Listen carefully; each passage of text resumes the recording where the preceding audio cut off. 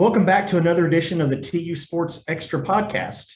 We're glad you're here to join us. I am Patrick Prince on the eighth floor of our downtown offices on a cold, windy Thursday, joined as always by Bryce McKinnis, our TU beat writer. And Bryce, you're not too far from me in your apartment, right? You're pretty close. From the comfort of my home. But Right. yeah, I'm staying warm, but I'm about 4 or 5 blocks probably from the office. Yeah, I stepped out to go grab lunch, and it was not the best decision I've ever made. So we're happy you're joining us. You can check us out. This will be a video every week.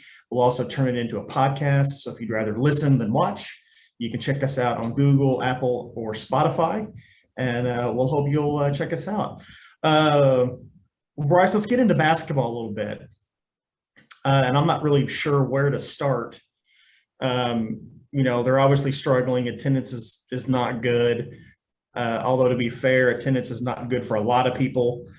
That's not a TU specific problem. That's a college basketball problem, but certainly an issue there. But can you give me a sense of what's the vibe of the program right now? Are you hearing from TU fans? Like, just kind of give me a sense of what's going on. I am. Like Bill wrote in his column last week from Legends Day, they are struggling to garner support, it feels like, in terms of ticket sales. On social media, I'm hearing from quite a few TU fans who are disgruntled with the state of the program in that regard. What are they? And I'm sorry, Bryce, sorry to interrupt. What are they saying? What's the message from them? The ones you're hearing from, anyway.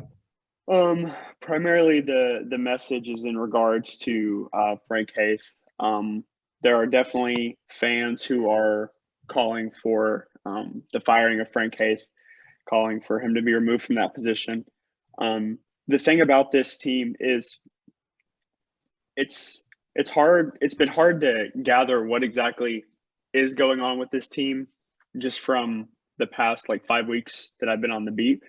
But one thing I do know is it's not it's not a team whose record, I think, reflects the talent that they have and the ceiling that they have. I wouldn't go so far as to say they're a great team or that they're even a good team, but this is a team that night after night is losing by single digits. And they're losing by single digits, whether it's the second to last team in the conference or it's Houston, lost by 1, lost by Memphis twice to 4 or 5, I think, both times. They beat Cincinnati the other night at home. They go on the road. They actually they're 0-8 on the road right now. Lost again by 9 to UCF on Valentine's Day. So this is a team, and it feels like it's a different struggle night by night, right? Like, it's not like you can identify any one aspect of the game that you can point to as the habitual trouble this team is going through on a game by game basis. It's like one night they'll struggle from the 3-point line, but they'll be excellent in turnovers or they'll be excellent assists, and then another night they won't pass the ball well and they won't move it well, but they'll be really good defensively, and then they'll struggle defensively. So it's hard to pinpoint any one cause with this team. Has Frank Haith addressed any of this in a post game, or has he been asked about this? Yes, I wouldn't say that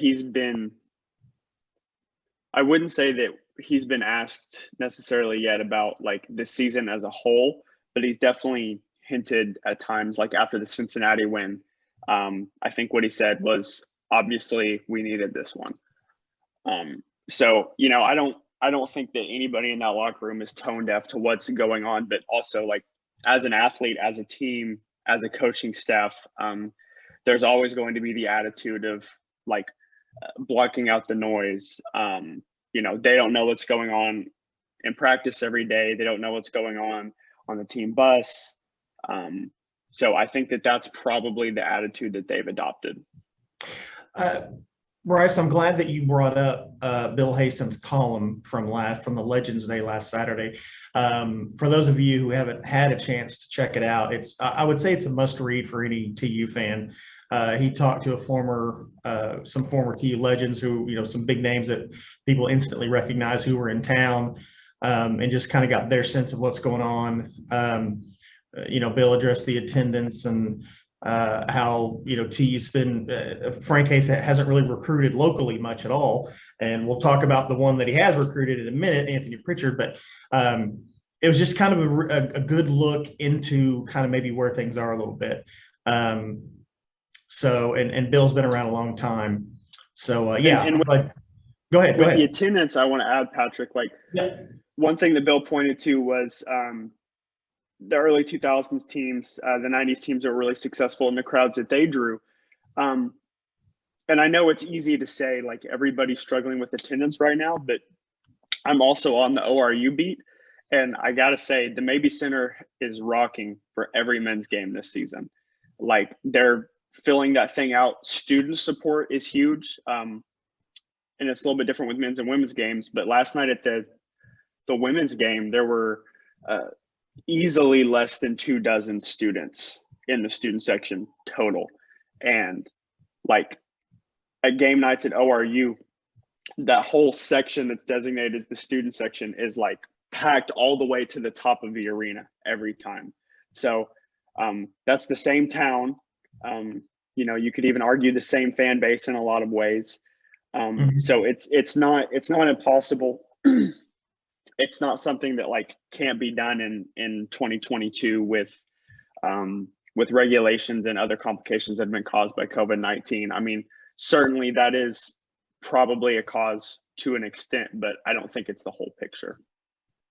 No, and that's a really good point. I mean, I've always, I've lived in Tulsa my whole life, and I went to TU games when I was a kid. I watched the Nolan Richardson teams as a 9-year-old or however old I was. Anyway, so it seems to me that TU their attendance has always been an interesting topic. When they have a good team, they tend to draw pretty well. And when they don't draw as well. Now, you could probably say that a little bit about most programs. That's a broad statement. But with TU having such a small alumni base and being a small college, they need the casual fan. And you're really only going to get those if you're good or have a marquee player like a Max Asmus to go watch. So I think your point is well taken. I want to see where the line is for TU attendance. I mean, the heyday of their attendance is gone. That it's just a different time now. That's probably not coming back. But if they were good and competitive, had a marquee player, where's the new norm? And I don't think we know that yet. And like Bill said, you're looking at about a quarter of the crowd that some of those Elite Eight teams drew. Not 2/3, not 5/6. I mean, this is more than a drastic difference over the course of 20 years. Yeah. And we can talk about TU history all day long. They have a really good history to discuss, but it wasn't that long ago, at least it doesn't seem that long ago. Maybe it was, I don't know, that they were one of the best mid majors in the country. And they, like Bill wrote, and they've gone to Elite Eights and they've gone to Sweet 16s. They've had marquee coaches who have gone on to do good things. So I don't know. I don't know what lies ahead and where we're going to go and what's going to happen, but I kind of have a saying that I say to some people. I think college football in the state of Oklahoma is better when OU is good. Just because they have such a fan, it's just better. It's more exciting around here. And in the Tulsa area, college basketball is more exciting when TU is good, I think. I mean, OU is OU and OSU is OU, and that they do their thing. But I just think around these parts, when TU is good and exciting, it's fun around here. So anyway, well, let's talk specifically about a player now. Speaking of the Tulsa area, Anthony Pritchard. He had a pretty good game in the win over Cincinnati. What's been kind of your thoughts on him? Yeah, and like you say, I think college basketball is better when TU fans have something to be excited about. I think they should be really excited about having a local player who's a freshman, who's starting, and who's really been outstanding this season. Against Cincinnati, he led in the plus minus. I don't remember the exact figure. He had his first career double-double, 11 points, 10 assists. He was also really getting to the rack really well. He had a few that just like didn't fall, but you know, with the right gust of wind, they could have fallen, I guess you could say. And Sure. I've covered Anthony since he was a sophomore in high school, previously when I was covering recruiting. So I've watched him for quite some time. It's always been kind of a question as to why TU isn't able to draw more attention from local offers, from local players, especially ones who are being recruited at the Division I level. There have been quite a few players from the state of Oklahoma who have gone to play at the mid-major level somewhere else. Sure. If you look ahead to this signing class, Adante Hallman from McAllister, who's led the state in scoring the past 2 years, was committed to Tulsa, I believe, during the middle of his junior year, and then decommitted to instead sign with Rio Grande Valley. So, you wonder if that has any impact on the attendance as well, or just like the overall local support. I mean, if this team was a roster stacked with local kids, how many more tickets that would sell? I don't know, to be honest. I don't know if it would make a drastic difference. My assumption is that it would make some difference, but Anthony Pritchard is definitely a sign of that. Yeah, that's a good point. And I, if I was just looking at the ORU schedule the other day, thinking I got to go see Max Asmus play a little bit more before I don't while he's still around. I mean, and in basketball you can turn it around with one guy, to a degree, of course. Okay, a little bit about football. So just as we were talking here, almost TU has released their football schedule for next season. What do you see when you glance at that? So I'm looking at it for the first time as I'm talking to you. It looks like they'll start off on the road at Wyoming September 3rd.